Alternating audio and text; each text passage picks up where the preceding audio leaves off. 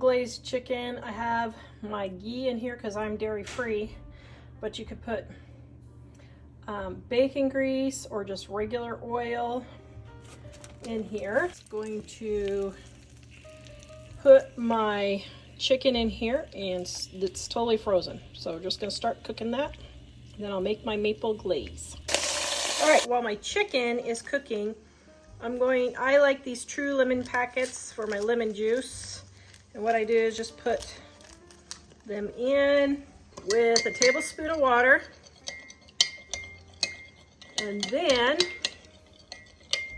I add my maple syrup. I just use the cheapy stuff from Walmart. You can use whatever you want. And then I got all these little butter pieces that I've gotten all over, so I need to clean my butter dish, so I'm scraping it up. And I got my butter in there. And then I always add seasoned salt to everything. You can use just salt and pepper if you want. Okay, now this is all made up. So when my chicken is done cooking, I'll just put this in the pan and let it glaze. This recipe is in my Dining on a Dime cookbook, gluten-free, dairy-free edition, on page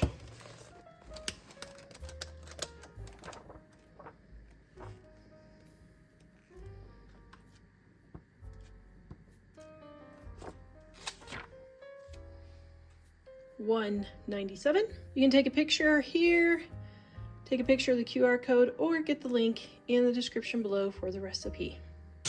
Okay, got my second batch, getting it browned. I'm gonna let this cook for just a minute while it browns on this side, probably about 2 minutes. Then I'm gonna take my sauce. I got a little lemon that didn't get mixed up. So I'm gonna take some of the juice, get it all dissolved, pour it in there. There we go. Okay. Now I'm just gonna let this boil down for just a minute. Does that look delicious? Yes, ma'am. I'm gonna let this sit without the heat on while I finish cooking my broccoli and my rice.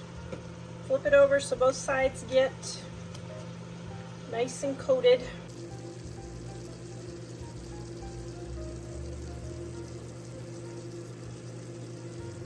All right, I got my rice and my dairy-free butter here. And then my chicken, a little bit of sauce, and my broccoli.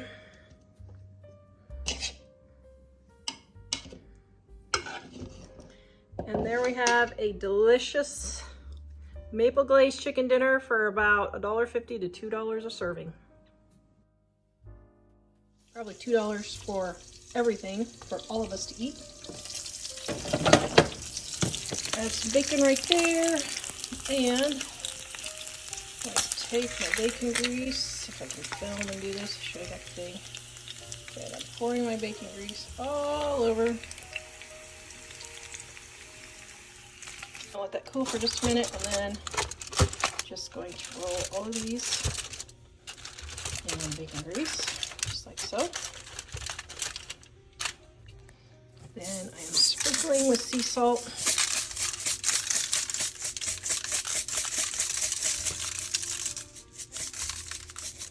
This baked potato recipe is in my Dining on a Dime cookbook, volume 2, on page 157. You can take a picture or click the QR code for the recipe. And then I'm covering them and putting them in the oven and let them roast for about an hour to an hour and a half, depending on how long it takes for them to get done. Right, to tell if your potatoes are done, take a knife, stick it in the center. See how nice and easy that goes in? My potatoes are done. Okay. Nice and, oh no, are they done? Oh shoot. Okay, well it went in really nice, but it's not quite done, so I'm gonna microwave it. Oh yum.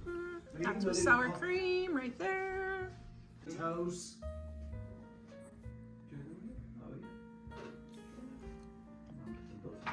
I have all 5 pounds that I'm putting in here, and I'm getting this all cooked up at once. Some is for the chili and some is for our dinners.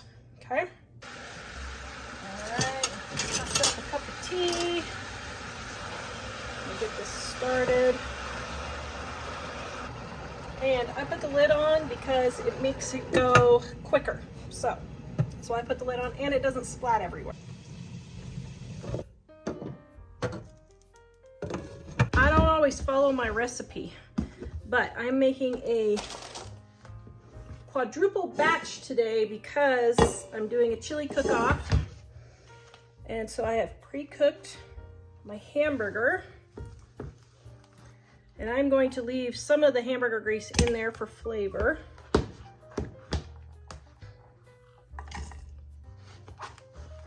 And what I'm going to do is I'm going to add everything into this pot to start with, and then I will divide it up later into the other pot and add my rest of my tomato and stuff.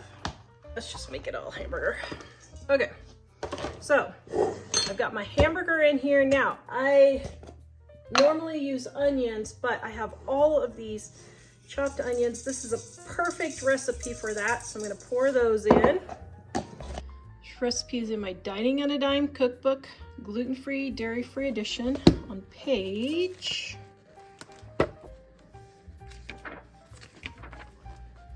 108. You can take a picture right here, or take a picture of the QR code, or click the link in the description below to get the recipe. My garlic powder and a little bit of onion powder and paprika and salt and chili powder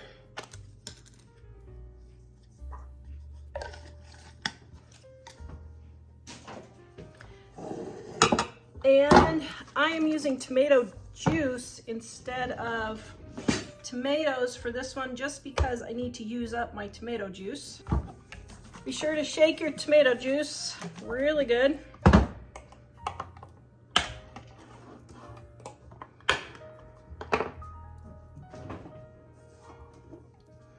All right, I'm going to pour in my tomato juice.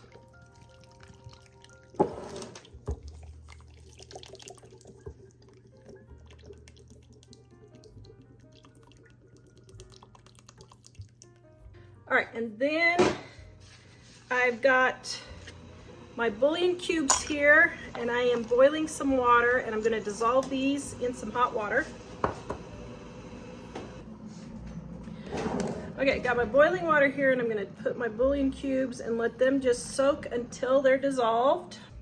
Okay, and I am adding a couple of extra things. I'm adding some butter and some bacon grease to make this super special. Maybe I'll have a chance at winning. We'll see. Okay, I'm gonna come back as soon as these are dissolved. All right, now I got my bouillon all dissolved right there. It just took, I don't know, maybe 30 seconds. I'm pouring it in. Now, I'm gonna let this all come together and start cooking, and then I'll divide it up and finish adding the rest of my stuff in about 2 or 3 hours. I am going to divide up my chili here. Got it started.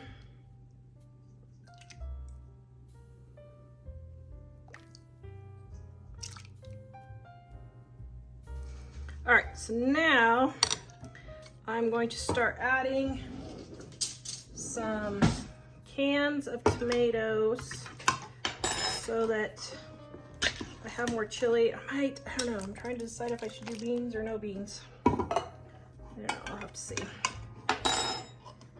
My wonderful delivery man. Shit. You are. Okay, so now my delivery man has brought all my tomatoes. Thank you, kind sir. I'm gonna put all these, not all of these, I'm gonna put as many as I think I can in. All right, we're gonna call that good. And then I'm going to taste test.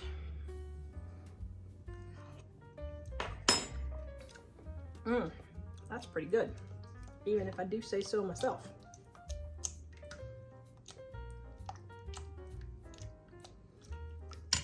All right, then I've got a secret ingredient I'm putting in that hopefully I could win the chili cook-off. I don't know, Wyoming has some pretty good cooks. Okay, gonna add some more spices and let this simmer a little bit longer. Our cream and cream cheese in there, or not cream cheese and, oh, cream cheese would be good. Oh man, maybe I should add that too. Now I'll just stick with the cheese and sour cream. It's one of those days I just can't cook. So what I'm gonna do is I have some leftover rice from lunch here. I'm gonna dump in my enchilada sauce and dump in my hamburger that I cooked yesterday. And I'm going to cut up some onion.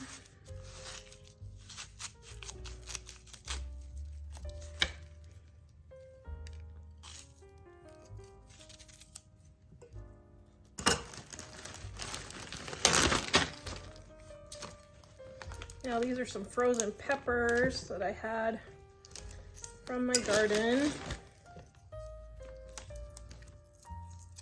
Recipes in my Dining on a Dime cookbook volume 2. It's based off of my easy enchiladas on page 233.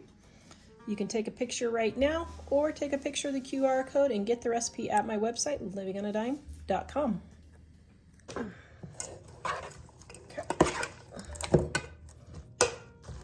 All right, we're just gonna call this an enchilada bake or something. I don't know what we're gonna call it. We'll call it something. Put in a few more peppers. I'm tired of having these things in my freezer. I need to just get them used up. I just keep forgetting they're in there.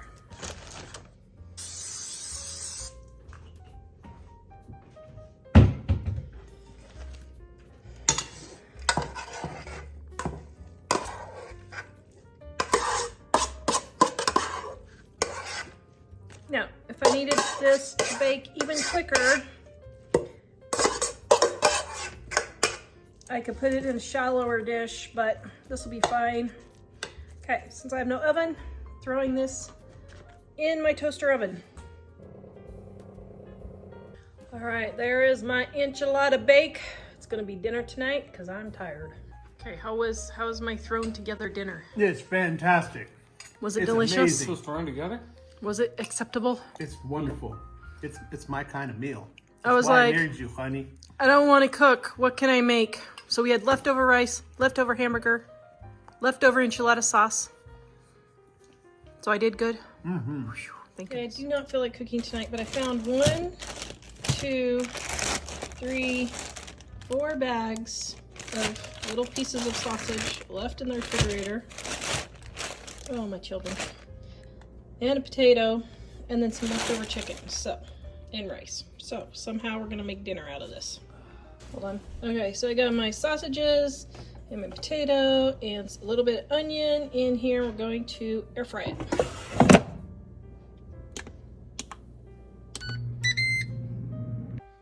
Okay, here we have our sausages and onions, potatoes, and here we have our bubble and squeak. This will be for Mike and I. This will be for the boys. There we go. Yum. Dinner!